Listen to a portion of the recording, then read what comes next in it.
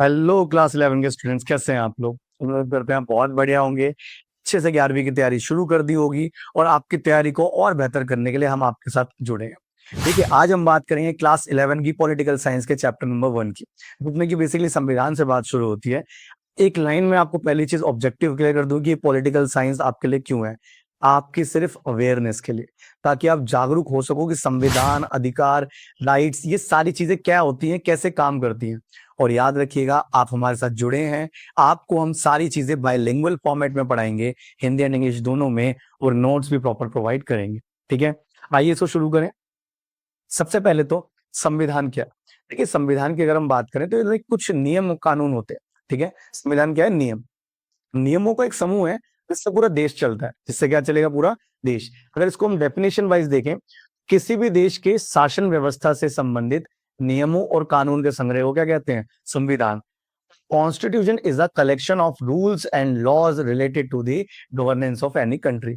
याद रखिएगा, एक देश को चलाने के लिए जो भी नियम कानून चाहिए, उसको जब आप एक ग्रुप बना दोगे तो वही हमारे लिए क्या हो जाएगा? संविधान।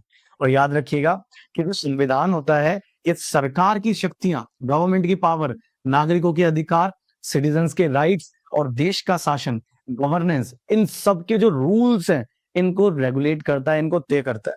ठीक है, अब एक चीज समझिए कि संविधान जो होता है, ये दो प्रकार का होता है, लिखित और अलिखित। लिखित का मतलब ये नहीं कि आपने लिख दिया और हो गया, नहीं। यहाँ पे लिखने वाला मैटर करता है। आपका कॉन्स्टिट्यूशन रिटन है या अनरिटन है, ये किस पे डिपेंड करेगा? उसको लिखने वाले पे। अगर आपका संविधान किसी संविधान सभा ने बनाया है, कॉन्स्टिट्यूएंट असेंबली ने बनाया है, तो हम उसको रिटन मानेंगे। कॉन्स्टिट्यूएंट असेंबली क्या होती है? कुछ लोगों का एक ग्रुप होता है जिसको इलेक्ट किया जाता है, जिसको चुना जाता है सिर्फ संविधान बनाने के लिए। इलेक्टेड लोगों का ग्रुप होता है ये, चुने हुए लोगों का। ठीक है, और ऐसे संविधान हमारे पास कहाँ है? भारत में है, अमेरिका में है, जापान पे है, इलेक्टेड लोगों का संविधान। ठीक है, संविधान सभा का मतलब चुने हुए लोग जो संविधान बना रहे हैं। ठीक है, अगर संविधान सभा बनाएगी संविधान को, तो ही उसे लिखित बोलेंगे, वरना लिखित नहीं बोलेंगे। वरना क्या बोलेंगे? अलिखित, अनरिटन। अनरिटन का मतलब ऐसा संविधान जो संविधान सभा ने नहीं बनाया, कॉन्स्टिट्यूएंट असेंबली ने नहीं बनाया। तो अगर इसने नहीं बनाया तो किसने बनाया? कुछ रैंडम लोगों ने, चाहे वो मंत्री हो, चाहे राजा के खास हो, इन लोगों के द्वारा। और इस तरीके का संविधान कहाँ पर है? Britain, New Zealand, Israel. तो एक चीज बताइए, दोनों में से वैल्यू किसकी ज्यादा है? ठीक है, यहां पर आप देखिएगा, वैल्यू दोनों की इक्वल है। वैल्यू दोनों की क्या है? इक्वल। संविधान कोई भी होगा तो उसका काम मेनली क्या है? पूरी तरह से गवर्नेंस को रूल्स देना। ठीक है, उसी के अकॉर्डिंग गवर्नेंस चलेगी। ठीक है, उसके बाद आगे बात करें तो जो भारतीय संविधान सभा थी, उससे रिलेटेड कुछ चीजें।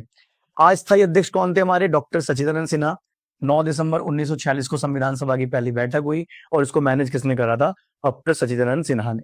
उसके बाद स्थायी अध्यक्ष संविधान सभा के, तो ये कौन थे? डॉक्टर राजेंद्र प्रसाद। इन्होंने 11 दिसंबर से संविधान सभा को संभाला और संविधान बनने तक पूरे ग्रुप को संभाला। जैसे आज लोकसभा राज्यसभा के स्पीकर होते हैं ना, पूरी रोल लोकसभा राज्यसभा को संभालने के लिए, ऐसी संविधान सभा के अध्यक्ष हुआ करते थे। ठीक है, प्रारूप समिति के अध्यक्ष याद रखिएगा, प्रारूप समिति इंपॉर्टेंट है, इसी ने हमारा संविधान लिखा है। और इसके अध्यक्ष कौन थे? Doctor B R Ambedkar. और इन्हीं को भारतीय संविधान का पिता या जनक, फादर ऑफ कॉन्स्टिट्यूशन, कहा जाता है। उसके बाद संवैधानिक सलाहकार। ठीक है, अभी आप आगे देखेंगे कि भारतीय संविधान में बहुत सारी चीजें कॉपी करी गई हैं। अब ये कॉपी हमने क्यों करी, कैसे करी, इनकी एडवाइस देने वाले व्यक्ति कौन थे? Sir B N Rau. ठीक है, और संविधान सभा के उपाध्यक्ष, वाइस प्रेसिडेंट कौन थे? एच सी मुखर्जी और वी टी कृष्णमाचारी। ठीक है, इतना क्लियर है बेटे? ये चीजें याद रखिएगा, 1 मार्कर में पूछी जाती है, इसलिए इंपॉर्टेंट है, फैक्चुअल है।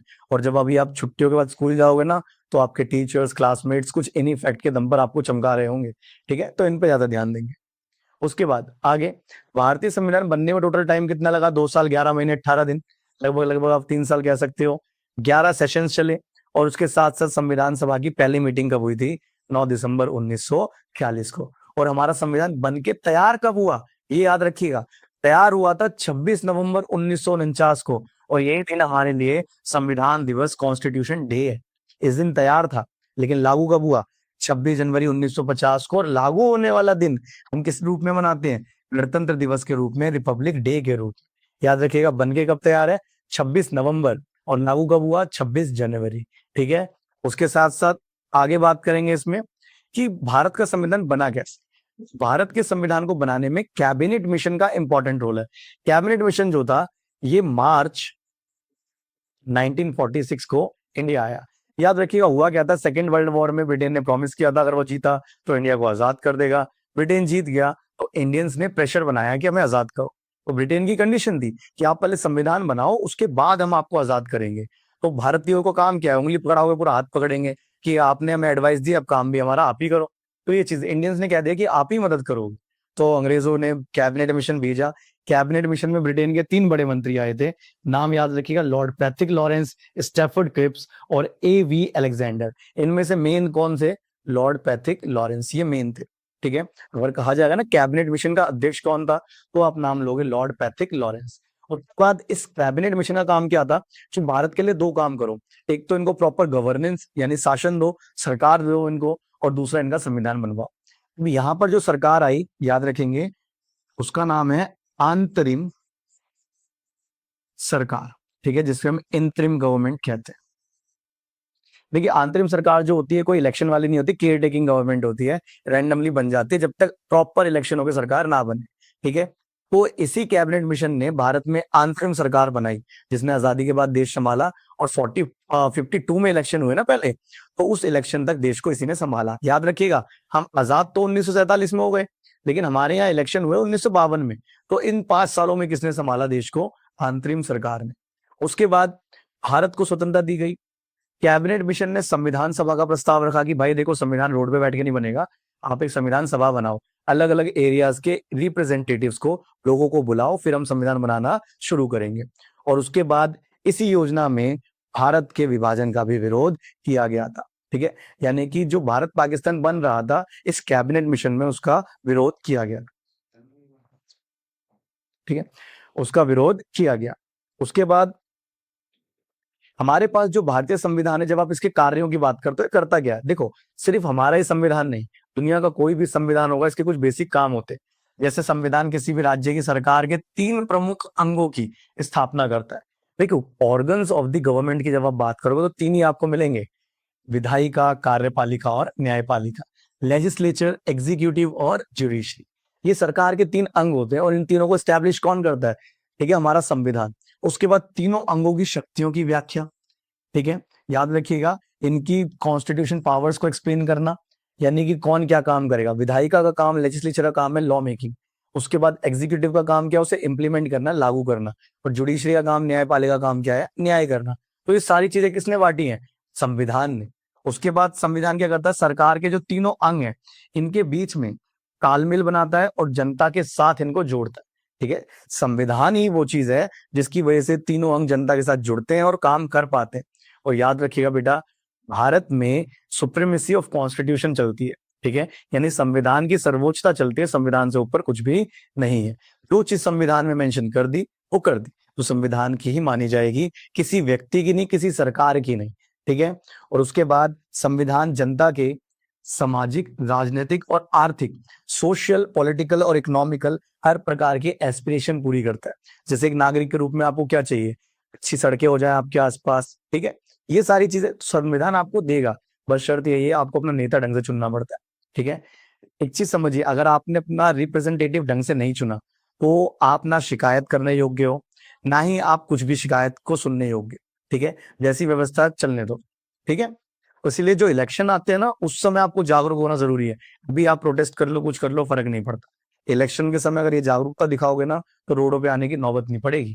ठीक है, उसके साथ आगे बात करें, अगला आता है हमारे पास कि संविधान की आवश्यकता क्या है, नीड क्या है। पहले चीज समझिए कि संविधान है, इसलिए सब क्या है? तालमेल के साथ चल रहे हैं। ठीक है, सबके बीच में कोऑर्डिनेशन है। तालमेल या कोऑर्डिनेशन का मतलब क्या है? कि समाज में जितने लोग हैं सब इक्वल हैं। आपको आपके बगल वाला पसंद हो ना हो, ठीक है, कोई व्यक्ति पसंद हो ना हो, आप उसे मार नहीं सकते। संविधान है, आपके पास 6 मौलिक अधिकार है, उसके पास भी है, तो मिलजुल के रहना पड़ेगा। दूसरा कि आपको नियम मिल जाएंगे जिससे आपका देश चलेगा। आपको लॉ मिल जाएंगे गवर्नेंस के लिए, जिससे आपका देश और अच्छे से चल पाएगा। उसके बाद डिसीजन मेकिंग पावर किसके पास होगी?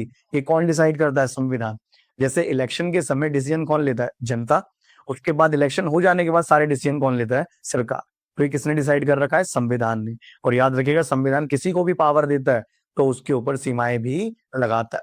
तो वही चीज है कि अगर संविधान सरकार को पावर दे रहा है तो उसकी शक्तियों पर क्या लगाएगा? सीमाएं भी लगाएगा, उसकी पावर्स पर लिमिटेशंस भी लगाएगा।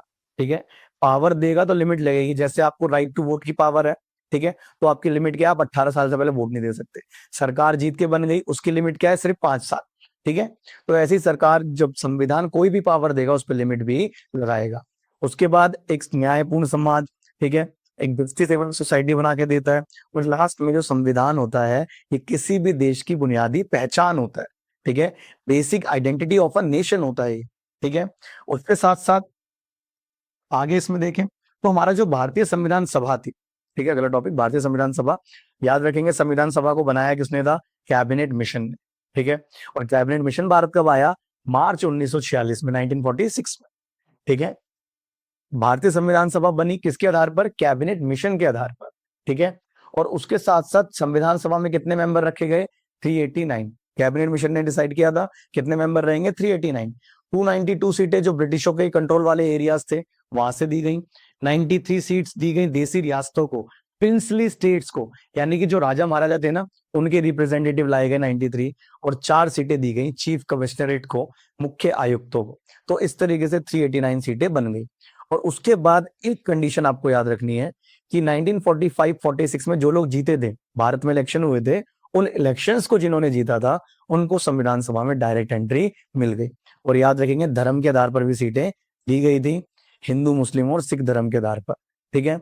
और उसके बाद एक डेटा रहता है कि जिन एरियाज से कोई नहीं पहुंचा उन एरियाज को छोड़ दिया गया कि 10 लाख बनाकर एक व्यक्ति को हम सीट दे देंगे। जैसे छोटे छोटे इलाके होते ना गांव देहात के, उन इलाके जो खाली पड़े रह गए, उन्हीं इलाकों में एक सीट दी गई 10 लाख के आधार पर, ठीक है। और याद रखेंगे संविधान सभा में मैक्सिमम मेंबर क्या थे, 82% कांग्रेस के थे। लेकिन याद रखिएगा संविधान पूरे देश के लिए था, किसी पार्टी के लिए नहीं। इसलिए हर व्यक्ति चाहे सेम पार्टी का था, आपस में लड़ तक गए थे, लेकिन अच्छी चीजों को एड ऑन करवाया था, ठीक है। और लास्ट में अगर आप देखोगे विभाजन भी, क्योंकि आजादी के साथ साथ पार्टीशन भी देखने को मिला। तो उस पार्टीशन के बाद जो 90 मेंबर्स थे, 90 लोग थे, और एक पॉलिटिकल पार्टी, ठीक है, एक पॉलिटिकल पार्टी जिसका नाम AIML था, ऑल इंडिया मुस्लिम लीग, वो कहाँ चली गई, पाकिस्तान। 90 मेंबर भी चले गए। और भारत की संविधान सभा में कितने बचे, 299 मेंबर्स, ठीक है। तो ये हमारी पूरी संविधान सभा रहती है। इसके बाद आगे तो हमारी जो प्रारूप समिति आती है, ड्राफ्ट कमेटी, सबसे इंपॉर्टेंट यही है, क्योंकि इस प्रारूप समिति का काम ही क्या था, संविधान का पूरा एक ड्राफ्ट तैयार करना। और ये जो प्रारूप समिति बनाई गई थी, ये 29 अगस्त 1947 को बनाई गई थी, 29 अगस्त 1947 में बनी। और इसी समिति के जो हेड थे वो डॉक्टर BR अम्बेडकर थे, ठीक है। जब आप डॉक्टर BR अम्बेडकर की बात करते हो, इनको टाइटल दिया गया है, भारतीय संविधान का पिता कहा जाता है, फादर ऑफ इंडियन कॉन्स्टिट्यूशन कहा जाता है। इतनी बात क्लियर है। उसके बाद आगे कि डॉक्टर BR अम्बेडकर जो थे वो अध्यक्ष रहे, लेकिन इनके साथ और भी मेंबर्स थे। टोटल यहाँ पर 7 मेंबर हैं, टोटल 7। और इनका काम क्या था कि एक तो पहले इन्होंने दुनिया के अलग अलग संविधानों को एनालिसिस किया, उसको जांचा, फिर भारत के अकॉर्डिंग उसकी व्याख्या करी, भारतीय संविधान की पूरी व्याख्या करी, लिखित संविधान तैयार किया पूरा का पूरा, ठीक है। यानी कि आप ये भी कह सकते हो कि आज आप एक एक प्रोविजन, एक एक प्रावधान जो फॉलो कर रहे हो, वो पूरा का पूरा किसके द्वारा डिफाइन किया गया था, ड्राफ्ट कमेटी के द्वारा। और इनकी मेहनत के बाद ही आप देखते हो 26 नवंबर 1949 को आपका संविधान बनके तैयार हुआ। इतनी बात क्लियर है। उसके बाद आगे अगला हिस्सा जो आता है हमारा, भारतीय संविधान के स्रोत, सोर्सेस ऑफ इंडियन कॉन्स्टिट्यूशन। अब एक चीज समझिए, भारतीय संविधान ओरिजिनली इंडियन लीडर्स के द्वारा बनाया हुआ नहीं है। इसमें बहुत सारी चीजें, ऑलमोस्ट 80% चीजें हमने क्या है, कॉपी कर रखी, बट एज इट इज नहीं, अपने अकॉर्डिंग एडजस्ट करके, ठीक है। तो सबसे पहले तो हमने ब्रिटेन से लिया। ब्रिटेन में भी क्या, हमारा इलेक्टोरल सिस्टम, कि जैसे आज हम देखते हैं किसी को सबसे ज्यादा वोट मिले वो जीत गया, तो ये इलेक्टोरल सिस्टम कहाँ से आया, ब्रिटेन से। हमारी संसद का फॉर्मेट, लोकसभा राज्यसभा, ये भी ब्रिटेन से आया। ब्रिटेन के जो संसद है उसके 2 घर कौन कौन से, एक रहता है हाउस ऑफ लॉर्ड्स और एक रहता है हाउस ऑफ कॉमन्स, ठीक है। उसी को बदलकर भारत में क्या कर दिया, लोकसभा और राज्यसभा। उसके बाद कानून के शासन का विचार, रूल ऑफ लॉ, ये भी ब्रिटेन से आया। और विधायिका में अध्यक्ष का पद और कानून निर्माण की प्रक्रिया, लॉ मेकिंग का प्रोसेस, ये भी हमारा कहां से आया, ब्रिटेन से। उसके बाद दूसरा, अमेरिका के संविधान से बहुत सारी चीजें ली। सबसे इंपॉर्टेंट है फंडामेंटल राइट्स, और दूसरे हमारी जुडिशियल पावर, ठीक है। जुडिशरी को रिलेटेड याद रखिए, आपके पेपर में क्वेश्चन पूछेगा, ठीक है, MCQ के फॉर्म में। जुडिशरी से रिलेटेड कुछ भी पूछे ना, कहां से लिया है, आंख बंद करके अमेरिका पे टिक लगा दीजिएगा, ठीक है। उसके बाद न्यायपालिका की स्वतंत्रता, इंडिपेंडेंस ऑफ जुडिशरी, ये भी कहां से ली हमने, अमेरिका से। फिर आता है हमारा आयरलैंड का संविधान। आयरलैंड के संविधान से हमने लिए DPSP, directive principle of state policy, राज्य के नीति निर्देशक तत्व। और याद रखिएगा, जिस तरह आपके फंडामेंटल राइट्स होते हैं, अधिकार होते हैं, ये उसके द्वारा, उसके एक्स्ट्रा जो आपको बोनस में अधिकार मिलते हैं, ये वो होते हैं। लेकिन फर्क क्या है, फंडामेंटल राइट्स का वायलेशन होने पर, हनन होने पर आप न्यायालय जा सकते हो, लेकिन डीपीएसपी के लिए न्यायालय यानी कोर्ट नहीं जा सकते। उसके बाद हमारे पास फ्रांस का संविधान आता है। फ्रांस से हमने स्वतंत्रता, समानता और बंधुत्व, principle of liberty, equality and fraternity का जो कॉन्सेप्ट है, ये लिया। ठीक है। और लास्ट में हमारे पास बचता है कनाडा का संविधान, कि कनाडा के संविधान से हमने क्या लिया, संघात्मक सरकार, फेडरल गवर्नमेंट यानी स्टेट की अलग, सेंट्रल की अलग। उसके बाद दोनों में से ज्यादा पावरफुल कौन सी रहेगी, स्ट्रॉन्ग कौन सी रहेगी, सेंटर की। तो सेंटर वाला कॉन्सेप्ट भी कहां से आया, कनाडा से। और उसके बाद रेसिड्यूरी पावर्स हमारी कहां से आती है, कनाडा से। अब इसमें एक चीज ऐड ऑन करिएगा, वो है आपका 1935 का गवर्नमेंट ऑफ इंडिया एक्ट। देखिए, जब अंग्रेज भारत में थे तो 35 में पहली बार उनको आप ये कह सकते हो कि उन्होंने भी कॉम्प्रोमाइज किया, इंडियंस के आधा पावर्स दी, और वही आपका रहता है 1935 का गवर्नमेंट ऑफ इंडिया एक्ट। तो हमने बहुत सारी चीजें इसी के अकॉर्डिंग रहने दी, बस थोड़े बहुत चेंजेस, माइनर चेंजेस उसमें कर दिए। उसके बाद लास्ट में आप अगर ओवरव्यू करते हो उसका कि भारतीय संविधान की विशेषताएं क्या है, फीचर्स क्या है, तो फीचर्स में आप ये कह सकते हो कि हमारा जो संविधान है पूरा का पूरा जनप्रतिनिधियों ने बनाया। ठीक है। पूरा का पूरा जो हमारे रिप्रेजेंटेटिव्स थे, इलेक्टेड रिप्रेजेंटेटिव्स, उनके द्वारा बनाया हुआ है, किसी एक व्यक्ति का विचार नहीं है। ठीक है। सबके अपने विचार और पूरी सहमति के साथ इसको बनाया गया। दूसरा कि यहाँ पर लोकतांत्रिक, समाजवादी, धर्मनिरपेक्ष, ठीक है, इस टाइप के कॉन्सेप्ट को जोर दिया गया। ठीक है। डेमोक्रेसी की बात की गई। ठीक है। सोवरेनिटी पे बात की गई, और बाद में सेक्युलरिज्म भी 1976 में इसमें जोड़ा गया। उसके बाद नागरिकों को मूल अधिकार दिए गए, बेसिक राइट्स दिए गए, इंक्लूडिंग योर फंडामेंटल राइट्स, आपके मौलिक अधिकार भी दिए गए। साथ साथ में न्यायपालिका इंडिपेंडेंट रखी गई, पूरी तरह से आजाद, सबके कंट्रोल से बाहर। संसदीय शासन रखा गया। ठीक है। पार्लियामेंट्री गवर्नेंस रखी गई। लोकसभा, राज्यसभा दोनों को इक्वल पावर दी गई, लेकिन फिर भी लोकसभा ज्यादा पावरफुल मानी जाती है बजट के रेफरेंस पे। और उसके बाद राज्य के नीति निर्देशक तत्व दिए गए, यानी कि हर स्टेट गवर्नमेंट अपने नागरिकों के लिए कुछ एक्स्ट्रा राइट्स प्रिजर्व कर सकती है। ठीक है। उम्मीद करते हैं आपको सारा समझ में आया होगा, और इस पीपीटी के लिए आप कमेंट बॉक्स में अपनी मेल आईडी मेंशन कर दीजिए। Thank you.